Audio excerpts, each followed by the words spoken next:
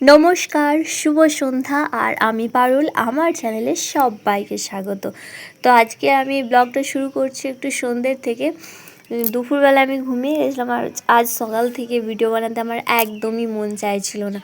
সে যাই হোক, সন্ধ্যাবেলা চা খেয়ে সমস্ত কাজবাজ গুছিয়ে এই যে রুটি বানাতে চলে এসেছি। রুটি কিন্তু আমি বানাই না, আর সচরাচর রুটি আমার যাই বানায়, ওর বিয়ে হওয়ার পর থেকে রুটির কাজটাটি ওর উপরেই থাকে। তো আজকে ও যেহেতু এখন এই কদিন বাপের বাড়ি গেছে, সেই জন্যই সন্ধ্যেবেলায় রুটিটা বানানো আমার কাজ পড়ে গেছে একটা বাড়তি। তো রুটি বানাতে আমার সব থেকে বেশি অসহ্য আর বিরক্তিকর লাগে। আমাকে অন্যান্য যত রকমের রান্না, অনেক হাজার রকম তুমি যা খুশি বানাতে বলো আমি বানিয়ে দেবো, কোনো ব্যাপার না। কিন্তু এই রুটিটা যে আটা মাখানো, সব থেকে অসহ্যকর ব্যাপার হচ্ছে ওইটা।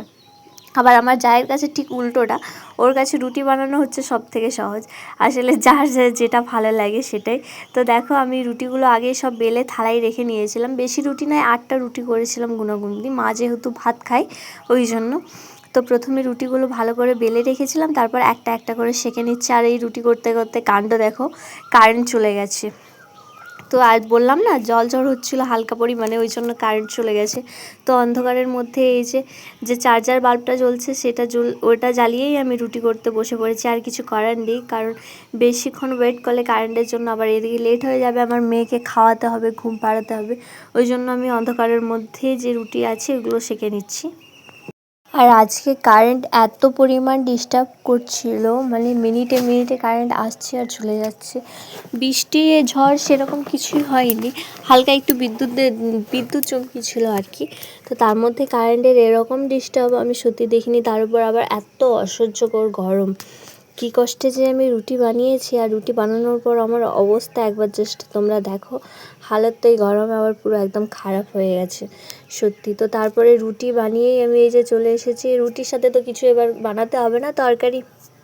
তো ভাবলাম কি বানাবো, তারপর ভাবলাম এই আমাদের আছেই একটা, কিছু না থাকলে আলু, বাঙালিদের আলু প্রেমী আমিও কিন্তু আলু প্রচুর খেতে ভালোবাসি। তো এই যে আলু ছুলে নিচ্ছি, আলু, টমেটো আর কাঁচা লঙ্কা দিয়ে একটু ঝাল ঝাল তরকারি বানাবো। ওইটা আমার কিন্তু খেতে খুব ভালো লাগে, বিনা মশলায় যে তরকারিটা হয় দারুণ টেস্টি হয়। তো তোমরা দেখতে পাচ্ছ এই যে আমার আলু ছোলা হয়ে গেছে।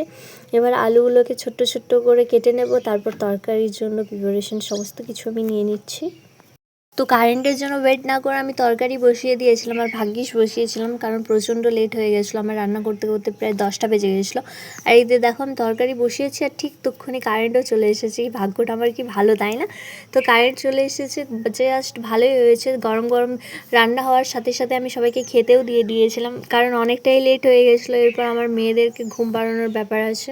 তো দেখো, এই যে তরকারি, তার সাথে আছে আমাদের বাড়ির, এটা প্রতিদিনই থাকবে, যেটা লঙ্কা পেঁয়াজ আর কি চানাচুর দিয়ে মাখিয়েছিলাম। আর একটু দুপুরের ভেন্ডি আলু ভাজা ছিল, তার সাথে মা যেহেতু ভাত খাবে ওই জন্য মায়ের একটু মাছ পেঁয়াজ দিয়ে মাখিয়ে দিয়েছিলাম। তো আজকের ব্লগটা আমি এখানেই শেষ করছি। সবাইকে টাটা।